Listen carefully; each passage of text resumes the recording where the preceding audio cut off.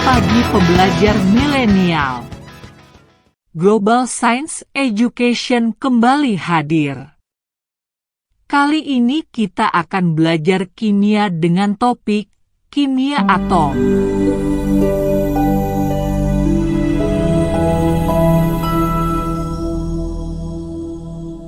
Di sini kita akan belajar perkembangan teori atom, partikel subatom, konfigurasi elektron, dan bilangan kuantum. Atom adalah partikel dasar penyusun suatu materi. Kata atom berasal dari bahasa Yunani, yaitu atomos, yang artinya tidak dapat dibagi. Istilah atomos pertama sekali dikemukakan oleh filsuf Yunani bernama Demokritus. Beliau mengemukakan bahwa materi tersusun dari partikel kecil yang tidak dapat dibagi lagi yang disebut atom. Seiring dengan kemajuan ilmu pengetahuan, teori tentang atom mengalami perkembangan sampai kepada teori atom modern. Dimulai dari teori atom yang dikemukakan oleh John Dalton, kemudian J. Thomson, Rutherford, dan Niels Bohr. Teori atom Dalton dikemukakan oleh John Dalton, seorang ilmuwan berkebangsaan Inggris. Beliau mengemukakan bahwa atom merupakan partikel terkecil dari unsur yang tidak dapat dibagi lagi. Atom merupakan bola pejal yang tidak bermuatan. Atom dari unsur yang sama memiliki massa dan sifat yang sama, dan memiliki massa dan sifat yang berbeda dengan atom unsur yang lainnya. Pada reaksi kimia, atom-atom bergabung membentuk senyawa dengan perbandingan tertentu. Kelemahan teori atom Dalton yaitu tidak menjelaskan sifat listrik atom, serta partikel subatom yang terdapat di dalam atom. Teori atom Thomson dikemukakan oleh fisikawan asal Inggris bernama Joseph John Thomson. Latar belakang munculnya teori atom Thomson berawal dari penemuan elektron pada tahun 1897 melalui percobaan tabung sinar katoda. Thomson mengemukakan model atom roti kismis. Atom merupakan bola padat bermuatan positif yang di dalamnya tersebar elektron yang bermuatan negatif. Atom memiliki besaran muatan positif dan negatif yang sama sehingga atom bersifat netral. Kelemahan teori atom Thomson yaitu tidak menjelaskan letak elektron dan adanya inti atom. Teori atom Rutherford dikemukakan oleh ilmuwan asal Selandia Baru bernama Ernest Rutherford. Berdasarkan percobaan Geiger-Marsden, yaitu dengan menembakkan sinar alfa ke lempeng emas tipis yang menghasilkan sebagian besar sinar dapat melewati lempeng emas dan sebagian kecil sinar dipantulkan. Rutherford menyimpulkan bahwa atom mengandung inti atom yang bermuatan positif di mana elektron bermuatan negatif bergerak mengelilingi inti atom. Massa atom terpusat di inti atom, dan sebagian besar volume atom merupakan ruang hampa. Kelemahan teori atom Rutherford yaitu tidak memberikan penjelasan stabilitas atom, yaitu alasan elektron tidak dapat jatuh ke inti atom. Karena menurut teori fisika klasik Maxwell, elektron yang bergerak mengelilingi inti atom pada suatu saat akan kehilangan energinya dan akan jatuh ke inti atom. Teori atom Niels Bohr dikemukakan oleh fisikawan asal Denmark bernama Niels Bohr. Teori ini merupakan pengembangan dari teori atom Rutherford. Menurut Niels Bohr, atom terdiri dari inti atom yang mengandung proton dan neutron dan dikelilingi oleh elektron yang bergerak dengan tingkat energi tertentu. Elektron dapat mengalami eksitasi, berpindah dari tingkat energi rendah ke tingkat energi yang lebih tinggi, dan deeksitasi, yaitu berpindah dari tingkat energi tinggi ke tingkat energi yang lebih rendah. Elektron yang bergerak dalam lintasannya tidak melepas maupun menyerap energi. Besarnya energi pada tingkat energi N dapat dihitung dengan persamaan. En sama dengan minus Ry dikali Z kuadrat per N kuadrat, di mana Ry adalah tetapan Rydberg, Z adalah nomor atom, dan N adalah nomor kulit. Perpindahan elektron dari satu tingkat energi ke tingkat energi lain akan menghasilkan perubahan energi. Besarnya perubahan energi pada perpindahan elektron dari satu tingkat energi ke tingkat energi lain dapat dihitung dengan persamaan. Delta E sama dengan H dikali C per lambda. Dan delta E sama dengan Ry dikali 1 per N1 kuadrat dikurang 1 per N2 kuadrat.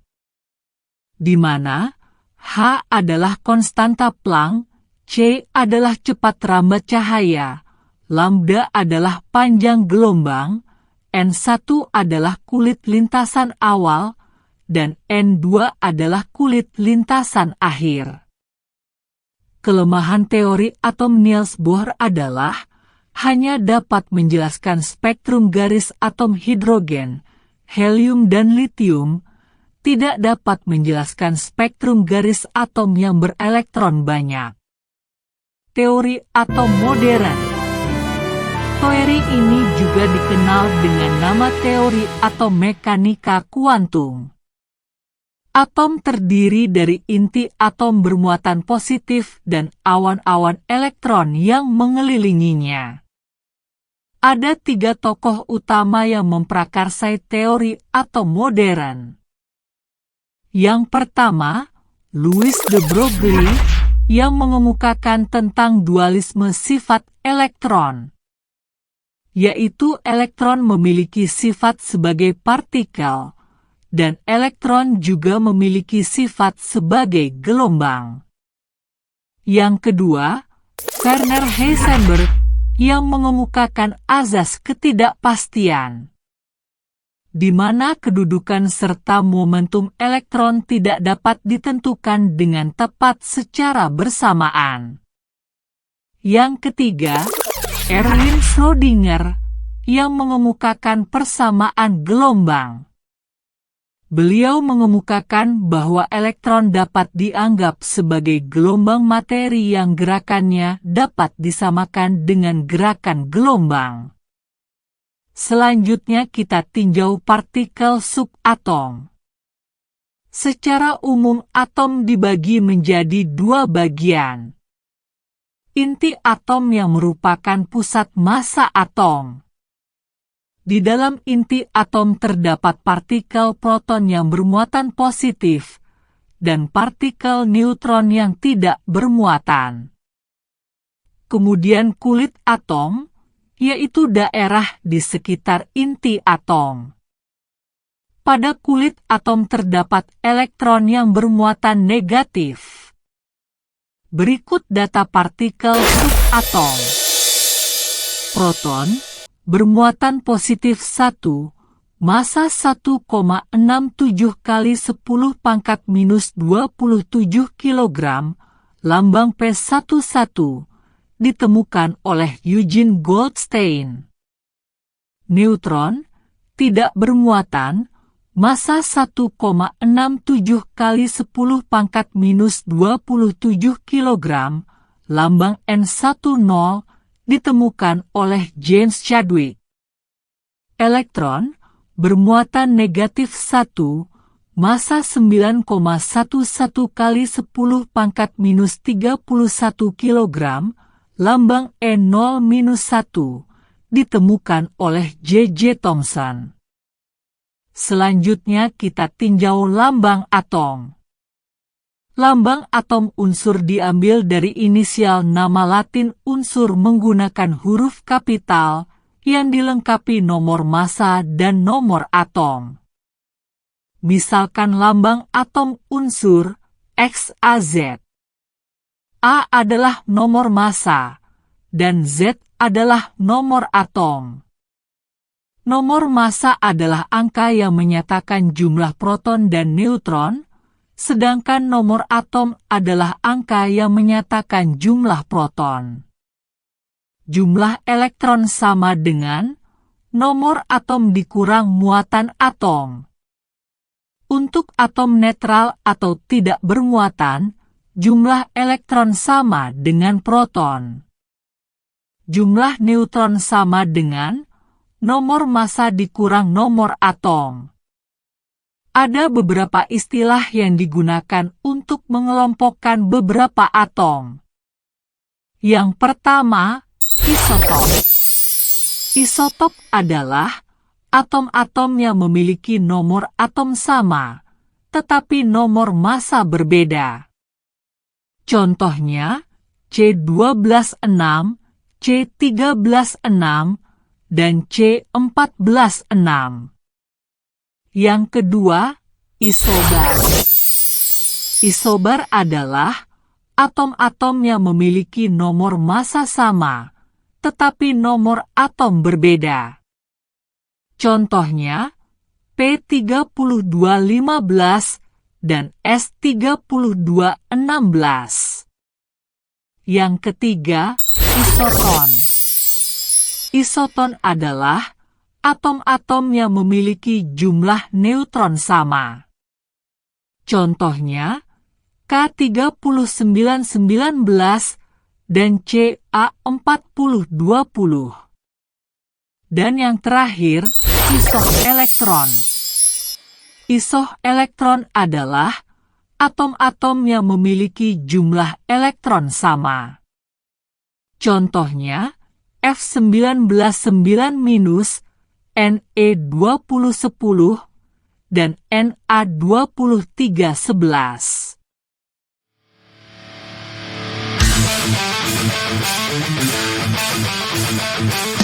Oke, sekarang kita lihat konfigurasi elektron. Konfigurasi elektron adalah susunan elektron pada tiap kulit atom. Ada 3 aturan yang harus dipatuhi dalam penulisan konfigurasi elektron. Yang pertama, aturan Aufbau. Elektron yang mengorbit pada kulit atom mengisi tingkat energi terendah yang tersedia sebelum mengisi tingkat yang lebih tinggi. Pada orbital S, maksimum diisi 2 buah elektron. Orbital S ada pada kulit pertama sampai kulit ke-7. Orbital S berbentuk bola. Pada orbital P, maksimum diisi 6 buah elektron. Orbital P dimulai pada kulit kedua. Orbital P berbentuk balon terpilin. Pada orbital D, maksimum diisi 10 buah elektron. Orbital D ada pada kulit ketiga sampai kulit ke-6. Orbital D berbentuk daun. Orbital D kelima berbentuk seperti halter panjang dengan donat di tengahnya. Pada orbital F, maksimum diisi 14 buah elektron. Orbital F ada pada kulit keempat dan kulit kelima. Bentuk orbital F lebih kompleks dibanding orbital yang lain. Berikut urutan pengisian elektron sesuai dengan aturan Aufbau. 1s, 2s, 2p, 3s, 3P, 4S, 3D, 4P, 5S, 4D, 5P, 6S, 4F, 5D, 6P, 7S, 5F, 6D, 7P. Larangan Pauli. Di dalam suatu atom tidak boleh terdapat 2 elektron dengan 4 bilangan kuantum yang sama. Pengisian elektron pada orbital yang sama atau berpasangan harus diberi spin yang berbeda. Kaidah Hooke. Dalam kondisi stabil, elektron akan menempati sukulit secara sendiri-sendiri dengan nilai kuantum spin yang sama.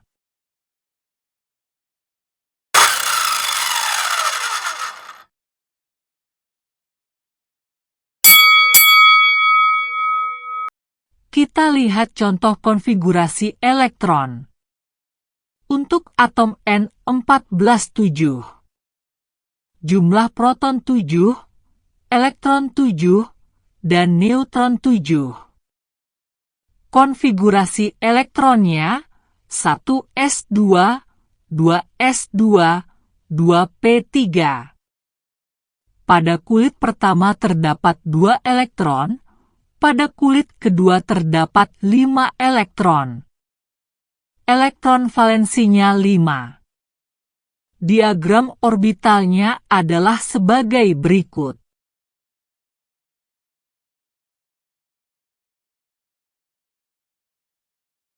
Di dalam atom nitrogen terdapat 3 elektron tidak berpasangan.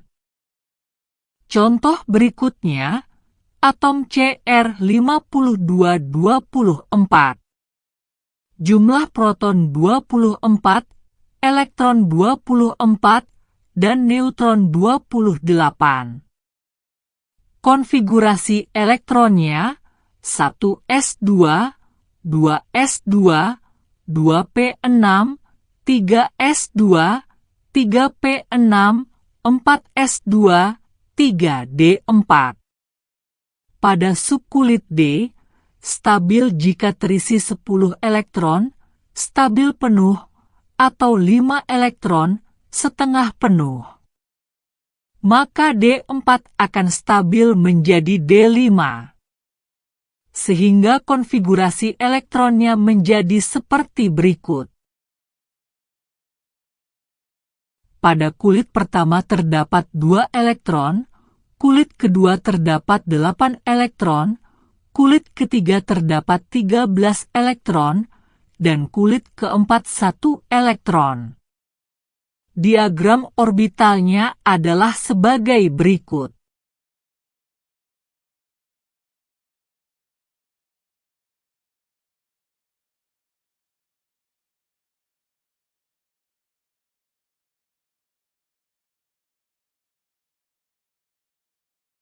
Di dalam atom krom terdapat 6 elektron tidak berpasangan.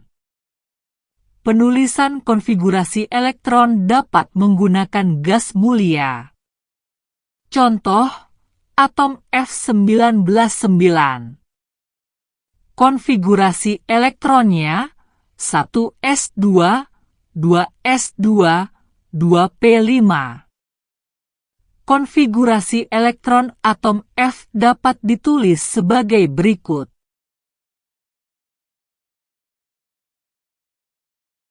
Konfigurasi 1s2 dapat diganti dengan helium. Contoh berikutnya, K39,19. Konfigurasi elektronnya 1s2, 2s2, 2p6, 3s2, 3p6, 4s1. Konfigurasi elektron dapat ditulis sebagai berikut.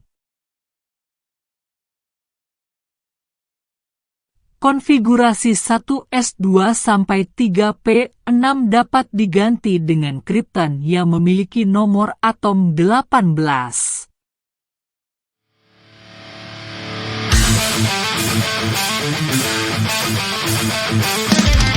Selanjutnya kita tinjau bilangan kuantum.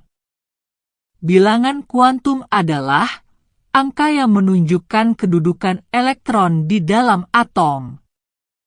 Ada 4 bilangan kuantum. Yang pertama, bilangan kuantum utama. Bilangan kuantum utama dilambangkan dengan N yang menyatakan nomor kulit atom. Yang kedua, bilangan kuantum azimut. Bilangan kuantum azimut dilambangkan dengan L yang menyatakan bentuk orbital atau subkulit. Untuk subkulit S, L bernilai 0. Subkulit P, L bernilai 1. Subkulit D, L bernilai 2. Dan subkulit F, L bernilai 3.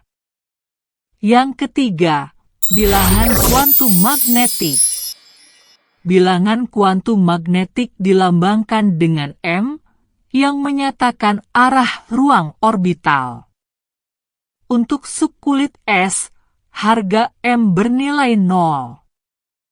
Subkulit P, harga M bernilai -1, 0 dan positif 1. Subkulit D, harga M bernilai -2, -1, 0, positif 1 dan positif 2. Pada subkulit F, harga M bernilai -3, -2, -1, 0, positif 1, positif 2, dan positif 3. Yang keempat, bilangan kuantum spin. Bilangan kuantum spin dilambangkan dengan S yang menyatakan arah rotasi elektron. Elektron yang spinnya ke atas bernilai positif setengah, dan elektron yang spinnya ke bawah bernilai -setengah. Kita lihat contohnya. Atom Ca4020. Konfigurasi elektronnya 1s2, 2s2, 2p6, 3s2, 3p6, 4s2. Diagram orbitalnya adalah sebagai berikut.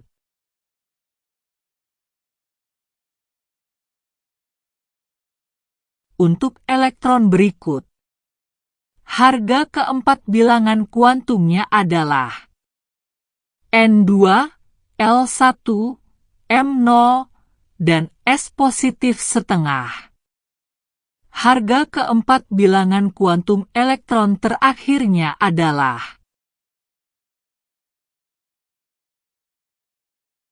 N4, L0, M0, dan S negatif setengah. Contoh berikutnya. Suatu atom X memiliki harga keempat bilangan kuantum elektron terakhir, N4, L2, M-2, S- setengah. Jika jumlah neutron dalam atom tersebut 30, tentukan nomor atom dan nomor massa atom X tersebut. Untuk data bilangan kuantum, N4, L2, maka kita peroleh bahwa elektron yang dimaksud berada pada orbital 3D. Untuk data bilangan kuantum, M-2, S- setengah, maka kita peroleh bahwa elektron yang dimaksud berada pada orbital paling kiri dengan spin ke bawah. Maka konfigurasi elektron pada orbital 3D adalah sebagai berikut. Pada orbital 3D terdapat 6 elektron. Kita konfigurasi dari belakang ke depan. Maka kita peroleh atom X memiliki 26 elektron. Pada atom netral, jumlah proton sama dengan elektron. Maka nomor atom X adalah 26. Nomor massa sama dengan jumlah proton dan neutron. Maka nomor massa atom X adalah 56. Lambang atom X adalah sebagai berikut. Oke. Demikian materi kimia atom. Semoga bermanfaat. Perbanyak mengerjakan latihan soal. Sampai jumpa di pertemuan berikutnya. Tetap semangat.